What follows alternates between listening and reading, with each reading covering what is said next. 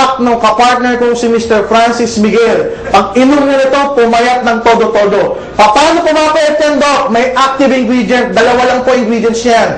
Ano yan? Glucomannan, tsaka Hoodia. It's a dual mechanism. Ano ginagawa? Pag inom, pagpunta sa sikmura, pag natunaw, mag-expand. Pag stretch ng gastric stimuli mo, magsisend na signal sa brain mo, hey, busog ka na, huwag ka na kumain.